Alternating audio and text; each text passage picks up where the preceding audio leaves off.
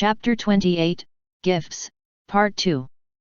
Medal of Honor awarded posthumously to off-duty Marines that gave their lives to save civilians during alien attack on D.C. in April. Senator Goldman offered condolences to surviving family members during press conference after event. Economists are baffled at the collapse of PMC organizations in the wake of alien attacks. All signs pointed to boom in private military company contracts after alien attacks became widespread, but big-name companies are tightening their belts, citing unexpected shortage of experienced operators. * 1429, May 13, 2015, Barracks. Matt stepped into the barracks lobby and gave it a quick scan before walking towards a small knot of soldiers playing pool at one of the tables. He stopped and waited for one of the players to take his shot before he stepped forward and got their attention. "Gentlemen, have any of you seen Jenkins come through here?" Blank stares and shrugs were the initial response Matt got, and he had to resist the urge to facepalm as he realized the reason why. They're all new, of course they don't know Jenkins yet. Woman, black hair, blue eyes, wearing a hooded sweater and gloves? Probably looked tired or stressed out. Aha, yeah. I saw her. Headed for Bradford's office last I saw, one of the rookies said while nodding to the staircase heading to the upper level of the barracks. She looked rather stressed. A sideways glance at the other player at the table was followed by a grin. She was also wearing strike casual clothes, but I don't recall seeing her during the introductions. I'm not the only one who would remember a looker like her if we met before. You're not her type. Thank you for your help, gentlemen, Matt explained briskly before heading towards the staircase. He had made it halfway up the stairs before the intercom buzzed a message for strike teams to assemble. As he turned to descend the stairs to head to the ready room, the door to Bradford's office slid open to reveal Lana. Lana's expression went from disgruntled to nuclear the moment her eyes fell upon Matt.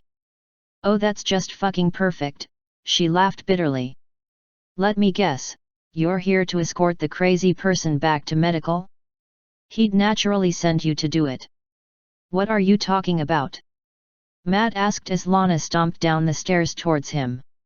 "I came looking for you after you flaked out during testing. We were a bit concerned about your headache." "Why were you talking with Bradford?" Lana's stomping stopped and she began to rub her eyes with her right hand. Sorry Matt. I didn't mean to unload on you like that. Things have been a little stressful today, I guess I'm letting it get to me." Matt turned to follow Lana as she descended the stairs. She stopped and turned to Matt before they reached the bottom of the stairs. "You'll have to forgive me if this is a ridiculous question, Matt. Have you done anything unusual lately?" "Define unusual," Matt said with a smirk as he gave her an opening to lighten the mood.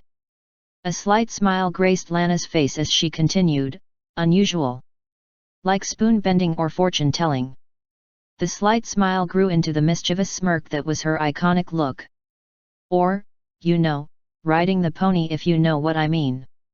No, and hell no," Matt snapped, though his smile undermined any sort of displeasure it might have conveyed. The pair reached the bottom of the stairs where a steady flow of soldiers headed from the various barracks facility to the armory. "We're on alert.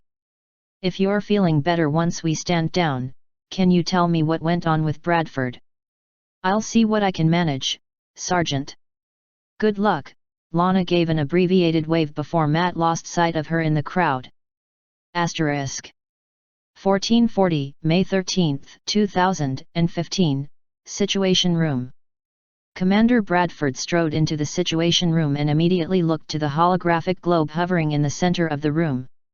His eyes immediately centered on a red dot that hovered lazily over northern Canada as well as a quartet of green dots speeding steadily towards it. "Command, Skull Actual. Estimated 5 minutes to engagement range," the radio in Bradford's ear reported, and several screens activate around the projected globe showing the nose cameras of the interceptors. 3.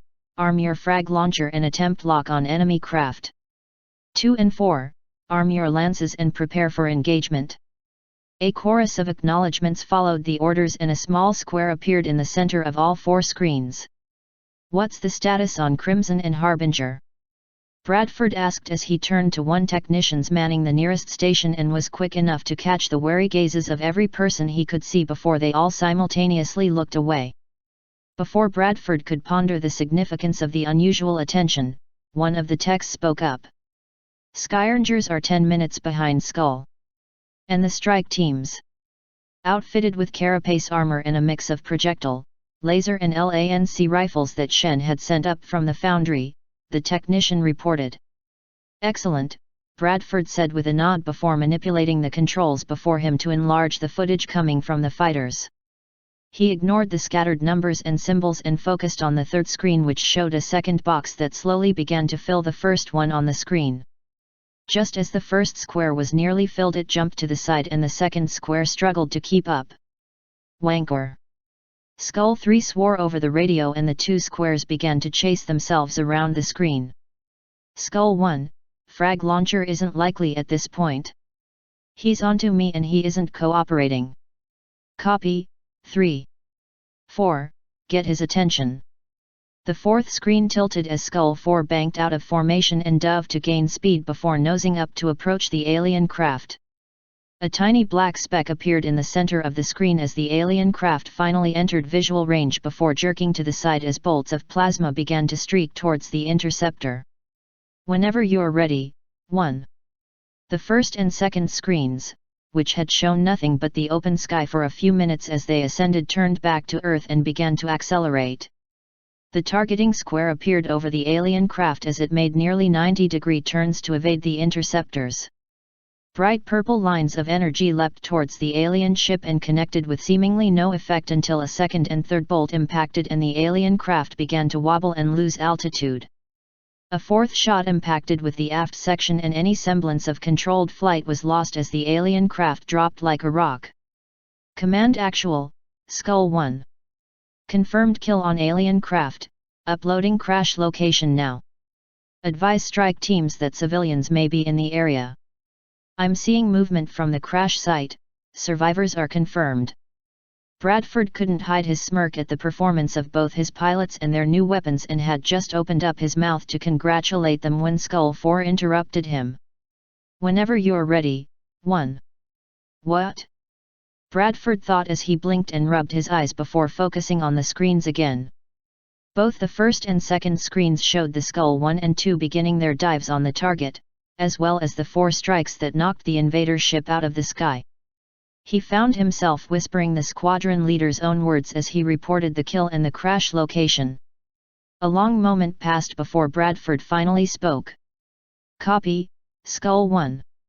Remain on station and observe the crash site. Strike 5, Strike 6, an alien patrol ship was successfully intercepted in rural Canada. You have 2 objectives to complete. The first is the live capture of the outsider alien controlling the craft. Dr. Valen feels that the arc throwers and arc grenades will destabilize their bodies enough for them to revert back to their crystalline form. The second objective is the elimination of all alien forces that survived the crash. Interceptors report civilians in the area, so check your targets. Good luck. To anyone else in the room, the commander's briefing was no different from any of the others he had given to the strike teams. David Bradford was a pillar of confidence and solidarity in the face of horrendous losses and monstrous enemies. To show anything but that same steely resolve would undermine his every effort thus far, and so it took every ounce of his discipline to not show the growing worry that had taken root in his mind. What was that? I did not imagine that, he asked himself for the 5th time in as many minutes. While in the process of his 6th repetition of the thought, the conversation with Jenkins came back to him. No. No, that's not possible. That is not possible. Any further contemplation on the subject was interrupted by reports from the Skyrangers. Command, Crimson, Strike 5 has been delivered. Assuming overwatch. Command, Harbinger, Strike 6 is deployed. Assuming overwatch.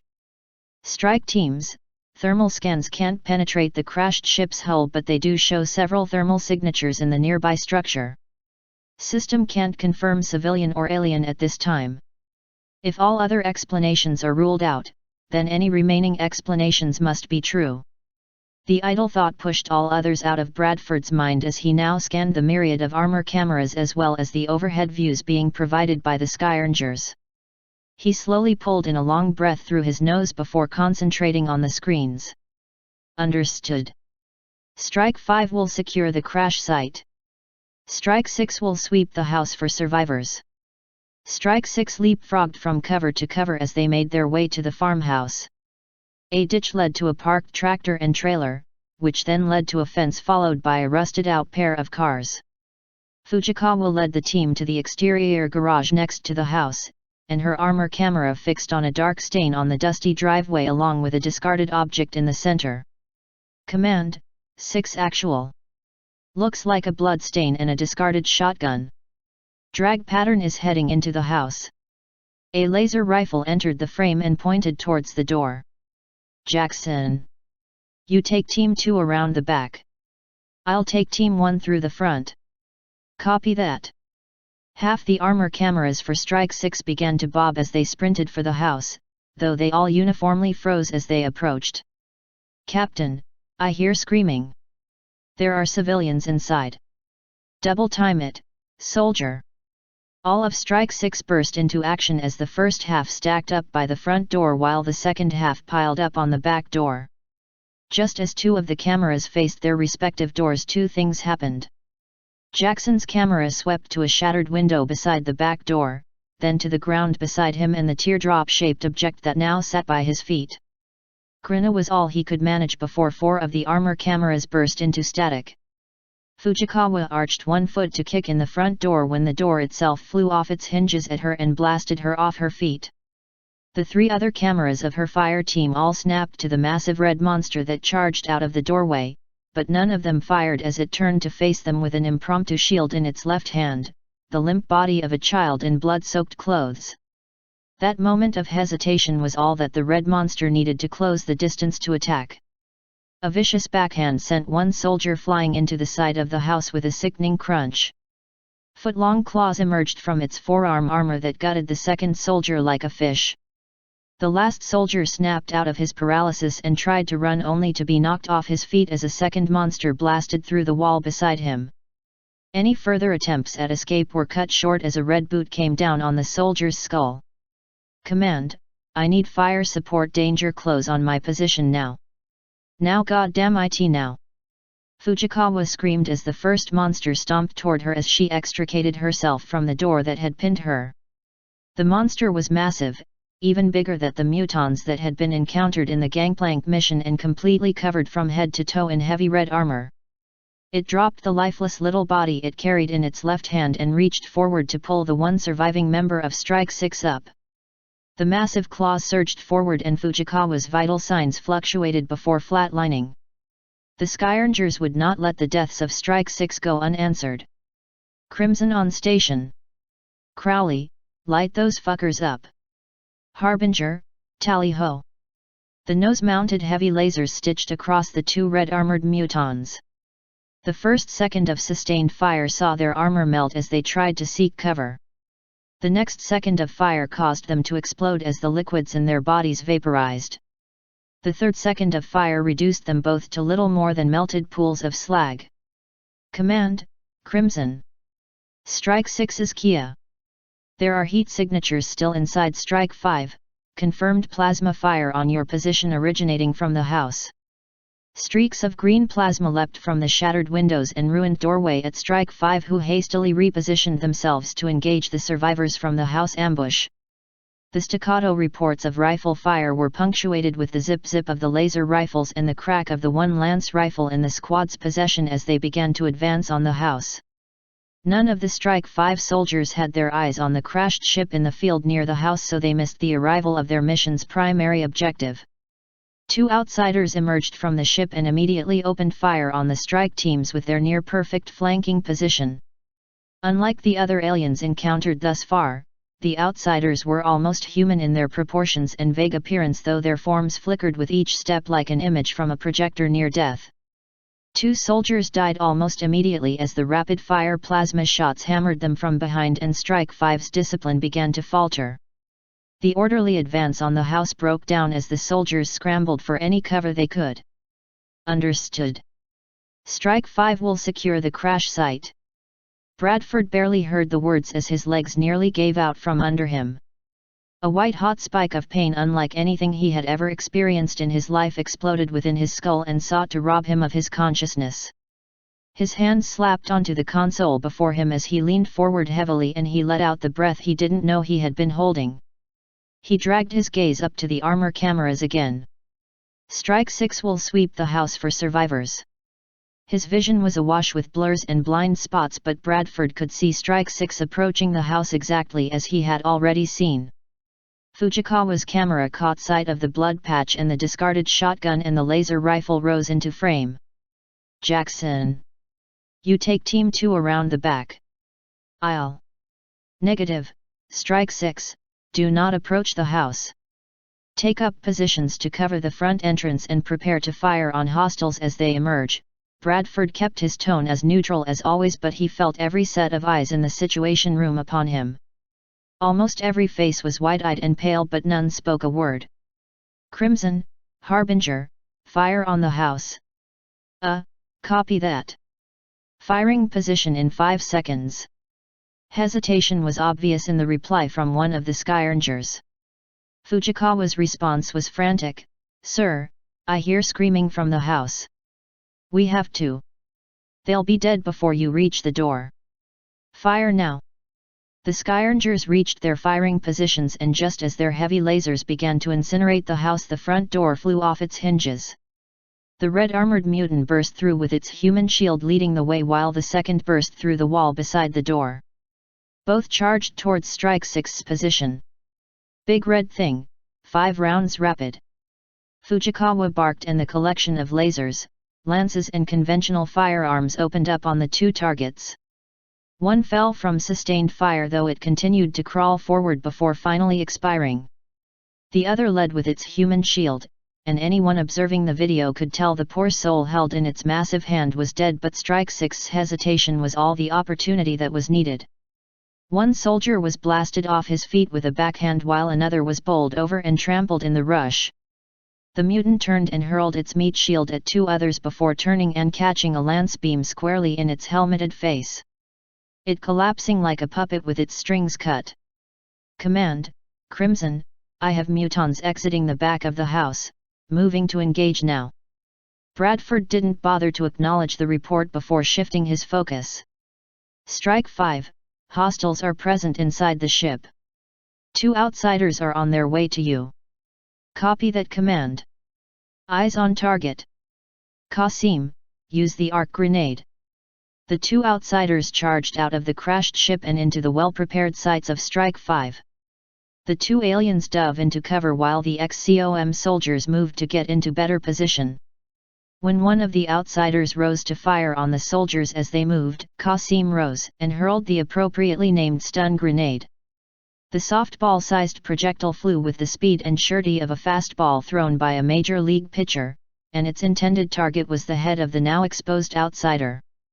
The outsider's reaction speed was remarkable as it leaned out of the projectile's path and it sailed past. Unfortunately for the outsider, the near miss was still close enough for the device to activate. The stun grenade made a 90-degree turn mid-air, smacked the outsider on the face, and let loose an electric discharge. A screeching scream cut across the field, and the alien's body flickered and disappeared into an orange crystal which dropped onto the ground. The second outsider didn't so much as spare a glance towards its fallen comrade as it continued to fire. Several sections of its body dissolved from bullet and laser hits only to reform themselves. When the volume of fire increased, it ducked down and shuffled to a new firing position only to find an XCOM soldier with an arc thrower waiting for him. Its screams echoed across the field as its body dissolved in an orange flash while leaving a crystal behind. Command, confirm capture of 2 HVTs. Command, Harbinger. Thermal scans show no other hostiles in the area. Excellent work, Bradford congratulated over the radio as he finally straightened enough to resemble his usual calm self. Begin recovery operations and return to base. Stand down from alert status. With his final orders given, Bradford turned and left the room without a word to any of the pale-faced and wide-eyed personnel in the Situation Room. Asterisk. 1440, May 13, 2015, Armory. Strike 1 and 2 were on standby while 5 and 6 deployed to deal with whatever situation had cropped up. In theory, this allowed for rapid deployment of more forces to existing situations or to new developments that happened simultaneously. In practice, it led to groups of soldiers being locked up in a little room for potentially hours on end. Paul, Matt, and Shayaja were pillars of calm, while the rest of Strike 1 was all nervous energy and jitters. The notable exception was Robert Sachs, who appeared to have propped himself up in a corner of the armory with his chin down on his chest in apparent sleep. Matt couldn't help chuckle at that before looking over to Strike 2 and note their similar state. Wherever 5 and 6 are, I wish them luck. We need a win after what happened with the battleship. Matt's thoughts inevitably drifted to Lana's questions before the alert as he tuned out the buzz of conversation. What did she mean, unusual? Spoon-bending and fortune-telling? That sounds like magic. He scoffed at the thought, but the questions still nagged at him. Why would she ask something like that?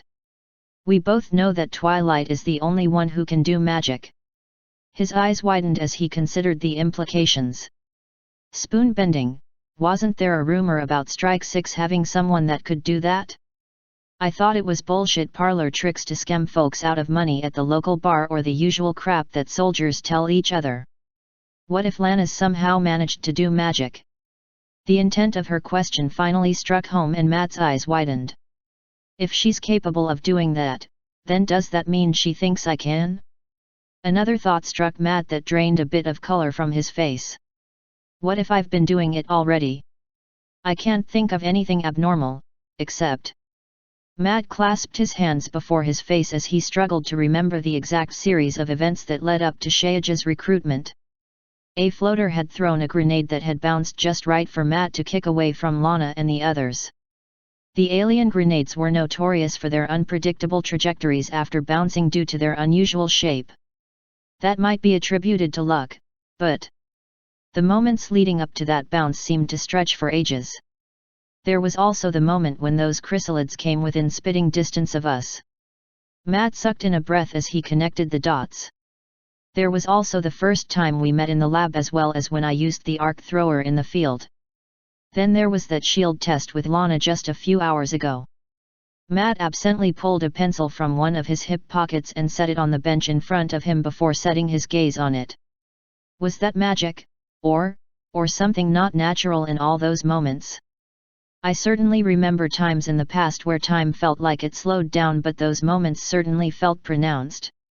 If that's true, shouldn't I be able to do something like Twilight? Telekinesis or something? For several long moments Matt simply stared at the pencil as it sat on the bench in front of him. He threw his willpower against it in every way he could imagine and was rewarded with absolutely no movement or reactions in any way. He did nearly jump out of his skin when Shayaja tapped his shoulder. "Sergeant, the alert has been lifted and we're no longer on standby," the Chinese man stated, and the glance from the pencil back to him asked the unspoken question. "Ah, thanks Zhang," Matt said before turning to glare at the pencil where it sat. "Fuck it," he thought as he threw up his hands in frustration and turned to start storing his armor and gear. He had finally turned to face the lockers to catch the slack-jawed look of astonishment from Paul as he looked up to the ceiling. Matt followed the leading gaze to the ceiling and the pencil that was now embedded in it. Asterisk. 1502, May 13, 2015, Office of Dr. Frank McKendrick. Bradford didn't consider himself a rude person unless out of necessity, but there were some times where politeness and courtesy took a back seat to the needs of the moment. It was with those needs in mind that he pushed his way past the secretary and into Frank's office without so much as a knock. Frank was currently hunched over his desk with a pot of coffee beside him while rubbing his temples. He gave one of his trademark smiles to the commander, even though it turned into a wince as Bradford turned to close the door behind him rather forcefully. "David, it's always a pleasure when you come to visit. I understand the mission went well." His smile faltered somewhat as Bradford stalked over to the chair in front of his desk and sank heavily into it. "You don't seem well. Is everything all right?" A long moment of silence passed before Bradford finally sat up and rubbed his temples. "Frank, I'm going to be blunt here. Something is going on and I don't have a rational way of explaining it. I don't think I can explain it, so it might be best to just show you." Several more moments of silence passed between the two before Frank opened his mouth to speak, but Bradford cut him off. "Doctor, I'm sorry to interrupt, but Dr. Valen is here to see the commander. She says it's urgent." Frank's expression became perplexed until the phone on his desk buzzed and the secretary's voice came from it. "Doctor, I'm sorry to interrupt, but Dr. Valen is here to see the commander. She says it's urgent." "Send her in," Frank said through the phone while keeping his now thoroughly confused gaze on Bradford. The door opened and Moira stepped in before closing the door behind her. She gave a passing nod to Frank before turning back to Bradford. "Commander, I've made a startling discovery regarding Corporal Jenkins," Bradford spoke over Moira, which caused the latter to stop and stare blankly. "While making the initial brain scans before the proposed operation to install her new prosthetic, I discovered unusual synaptic activity." The scientist opened and closed her mouth several times before giving a confused glance at Frank, who simply returned it. She slowly reached for the tablet under her arm and was just about to speak when Bradford again preempted her. "Such synaptic activity has been encountered twice before. The first was from live sectoid specimens recovered in the field. The second was from twilight sparkle. Given the abnormal phenomenon that is generated by both of the previous examples, we may be seeing the first human being capable of reproducing their abilities." Bradford motioned to the tablet and Moira brought a series of pictures up depicting several brain scans. "When these brain scans confirmed the activity was present in Corporal Jenkins' brain, I decided to run a scan with the TED device that was created to detect the unique energy created by Twilight. The TED was able to confirm that Miss Jenkins was now channeling energy in a way very similar to Twilight, as well as projecting a ghost limb of energy where her left arm should have been." Moira wordlessly scrolled the pictures to the TED readings while giving the commander an incredulous look. "When this was discovered, I recommended the installation of the prosthetic limb be done first. My theory was proven correct. Jenkins is able to control the prosthetic device without the power or control implants." Silence reigned as both the scientist and the doctor looked to each other, then Bradford. Frank started to speak, but the commander maintained his uncanny predictions. "I don't know, and I can't stop it either. There has never been anything as vivid. I've always had hunches and feelings about what may happen in a given situation, but they were nothing more than that. This foresight didn't start until just before the operation." He looked up at Moira before she could ask her question. "Frank? I'm sorry for interrupting, but I think I'm losing my mind." Before either the scientist could answer, the door to the office flew open and Matt Harris stumbled in. He started to speak the doctor's name, but, upon seeing both Valen and Bradford in the room, couldn't get past the first letter. "I don't know this is happening, but I know someone who might," Bradford said as he rose from his seat. Asterisk. 1734, May 13, 2015, Stardust Lab. Twilight breathed a sigh of relief as the door closed behind Charles and her and the familiar sights of the lab testing area greeted her. What was initially planned as a trip for exercise and some testing for a couple of hours ended up taking the entire afternoon after some form of emergency presented itself. Zhang disappeared down the elevator, but was replaced by Joel and Kim, who helped her with precision magic control. The two scientists brought with them what looked like a small cart that moved on segmented tracks rather than wheels and sported a turret mount with something they referred to as a baseball pitching machine on it. A series of boards with bullseye targets were set up and Twilight planted herself amongst them. After asking Twilight repeatedly if she was ready, the scientists activated the pitching machine and balls began to fly at the targets. The unicorn could have easily plucked the balls out of the air with telekinesis, but that wasn't the point of this exercise. A small circular shield appeared before each baseball and stopped them dead. Twilight and the scientists repeated the exercises over the course of the afternoon before she started to get creative with ways to block the baseballs. They finally stopped when a well-intentioned test involving portals resulted in Kim and Joel diving for cover as a hail of baseballs was flung back at them. Twilight had apologized profusely to both scientists while she helped them clean up the mess she had made before Charles returned. The engineer had then escorted Twilight back to the lab where they had both pointedly avoided the subject that was on both of their minds. "Thanks for taking me to the practice area today, Charles. I really needed to exercise, especially if I'm going to help more," Twilight said with a contented sigh, though her happy mood wilted when she saw the look on the engineer's face. "Twilight. No. I can't just sit around anymore. If my friends are out there risking their lives," Twilight's glare was filled with something bordering on legitimate anger that surprised even her as she continued to rant. If they're risking their lives, then I can make sure they come back. I don't know if I could." Broken insect-like limbs twitched in the pile of ichor and shattered chitin, "hurt anything, but I can keep any of my friends from getting hurt." Charles tried to smile and speak, but Twilight cut him off with a slammed hoof. "No. These things are using magic or something like it against all of you, and there is no pony better equipped to counter them. No living equestrian knows more about the arcane arts other than the princesses, and I am the element of magic. I am not boasting when I say I will not let this happen again if I go with them." "Twilight," Charles said quietly as he knelt to look her in the eye. "Twilight, I can see you feel very strongly about this. Some of the tools you helped us build have already saved lives, and I have great expectations for what we'll be able to make together. I speak for everyone when I say your place isn't in the field but here.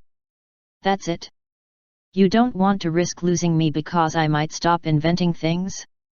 Is that all I am here? I'm a convenient source of inventions." Twilight snapped, though her brain quickly caught up with her mouth and she looked away regretfully. "I'm sorry, Charles. I shouldn't have said that." Had she not looked away, she might have seen the guilty look that crossed Charles' face before he spoke. "I won't deny that what we've been able to make has been incredible, but I can guarantee that's not the only reason I'm recommending this to you." He remained silent until Twilight looked up at him. "Twilight, you mentioned your brother was a guard. He no doubt went through months of training before he was ever deployed, right?" When Twilight nodded, Charles continued, "If guard training is anything like the training from our soldiers, then it's as much about honing instinct as well as honing the body. A physically fit soldier is going to last longer in a fight than a physically fit civilian simply because their training gives them the control not to do something rash that could get themselves or others hurt." She opened her mouth to protest but stopped when the logic hit her. "He's right. I have more magical capacity and capability than any other unicorn, but I can still lose control."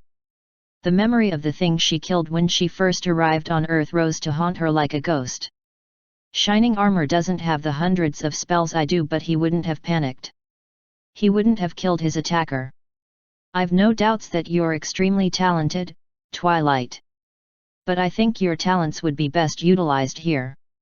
Moira is extremely skilled at interpreting the information we get from the invaders, and you know I'm quite skilled at building things. Matt, Lana, and Shaja are all excellent soldiers. We all have our parts to play." The late-night conversation with Moira came to mind, and Twilight bowed her head as she saw the logic in it. "I can't carry a gun or fly a plane, but I can tear their bodies to pieces to know how they think and live," Valen had screamed. "It's what I do. It's all I can do." "I guess you have a point," she said as she backed down on the issue. Relief was clear on Charles's face as he stood and motioned towards the habitat door. "Your willingness to volunteer does you credit. I'm confident we'll find some way for you to help without you going into the field." Twilight followed the human into her habitat, though she nearly bumped into Charles when he stopped unexpectedly. "What's wrong? Why did you stop?" she asked before peeking around him. Another human was in the room looking at the pictures arranged along the wall beside her desk, and Twilight recognized him instantly. Confidence without arrogance, command without tyranny, certainty of one's decisions. "Charles, I need to have a word with Miss Sparkle," the newcomer said as he turned from the pictures on the wall to face Twilight, and again she felt as though she was being measured and found insufficient. Twilight looked to the engineer and found him looking back at her with an apologetic expression. "Don't worry, Twilight. I'll be close by, and I'll visit once you're done." And with that, Twilight found herself alone with the human with dragon's eyes. "Do you know who I am?" he asked evenly, and Twilight had to muster her willpower not to sink low to the ground as she shook her head in response. "I'm the commander of this organization, and I oversee all combat operations as well as provide direction for research and development. I have some very specific questions I need to ask you, and I expect concise answers. Lives may depend upon the answers you give me." Twilight could only nod in response. "Good. You had spoken earlier about the field that you draw energy from to utilize your powers, and you also stated that the field was in a rigid state from disuse, correct?" A nod. "You also stated that because the field wasn't frozen then it indicated the presence of others who could use the field, correct?" Another nod. "With that information, would it be a reasonable assumption that some humans are capable of similar powers as yours prior to your arrival?" "What are these questions for?" Twilight dearly wanted to ask, but she couldn't find her voice, so she simply nodded. The human nodded as well before continuing. "You have also stated that increased field activity makes it less rigid and easier to access, correct?" Another nod. "Would it be possible for human beings who previously had no abilities suddenly generate them after the field is made more accessible?" Twilight started to nod even as she considered the implications. "Your theory is sound," but Charles said. "Yes or no," the human commanded, and Twilight found herself nodding rapidly even as her explanation died in her throat. "You've also reported that prolonged or repeated use of powers will produce headaches, but with continuous use and practice they are lessened, correct?" Another nod. "One last question. Using the techniques and technology you have worked on with Charles, can you create a device or implement that can block a person from using these powers?" Twilight opened her mouth to start what would be a long-winded explanation but stopped when she caught the human's stare. "I'll talk with Charles and see what we can do." "Excellent. I'll expect a prototype by the end of the week," the human said with a nod of his own before turning and walking out of the habitat. ** 1900 hours, May 13, 2015, Briefing Room. Bradford stood at attention at the head of the room while the strike team leaders and their subordinates filtered into the room. Matt Harris and Lana Jenkins sat behind and to the side of the commander and looked rather uncomfortable. On the commander's other side sat Frank McKendrick and Moira Vallon, who appeared equally uncomfortable. 10 strike team leaders and their subordinates all filled the seats facing Bradford except for Paul Drzymski. As his second-in-command was behind the commander, the Strike 1 leader sat alone. Bradford took a moment to glare at the Strike 1 team leader while he was too distracted to notice. "You'll be my troublemaker. Damn your curiosity. Thank you all for coming on such short notice," Bradford said, and all the quiet chatter died down to complete and total silence. "I will keep this meeting brief. First, I would like to thank Captain Fujikawa and Lieutenant Weiss for their team's stellar performance during today's mission. The live captures are being handled even now by the science team and we're expecting a breakthrough soon." A brief round of congratulations came from the other team leaders, but both Fujikawa and Weiss were tight-lipped as they watched the commander. "The purpose of this meeting is to inform you all of the recently discovered potential that our soldiers might begin to show. These signs may be subtle, or they might not. Things to look out for might be rumors of abilities that are far beyond what a normal human would be capable of. Faster than normal reaction speeds, strength beyond normal, or even things as obviously abnormal as telekinesis should be reported to me, Frank McKendrick or Moira Vallon, immediately." "What about seeing the future?" Fujikawa asked humorlessly, and neither she nor Weiss took their eyes off Bradford. "You are correct, Captain. That is another potential ability to watch out for," Bradford said, even though he knew it wouldn't change the point she was trying to make. You're one of them, aren't you? Someone with potential. Yes, I am, Bradford confirmed, and the room collectively sucked in its breath. I have the capacity to predict future events with a high degree of accuracy. Bradford glared at Fujikawa before speaking again. No, the predictions aren't foolproof. The glare shifted to Strike 2's team leader. No, I'm not reading your minds. The glare shifted to Dryzemski. Yes, others are already showing signs of similar abilities. Sergeant. Matt answered the summons and moved forward to stand beside the commander. With one hand he reached out and opened his closed fist palm up. The object in his hand, a simple coin, began to rise slowly into the air. His face twisted from the effort and the coin began to sag and drop. Matt's now shaking hands fumbled for the coin and it slipped from his grasp, only to be caught by Bradford, who didn't so much as look to the side during the whole display. Thank you, Sergeant, you may take your seat, he stated before taking a slow breath. Other than the sound of the air entering and leaving his lungs, the room was silent as a tomb.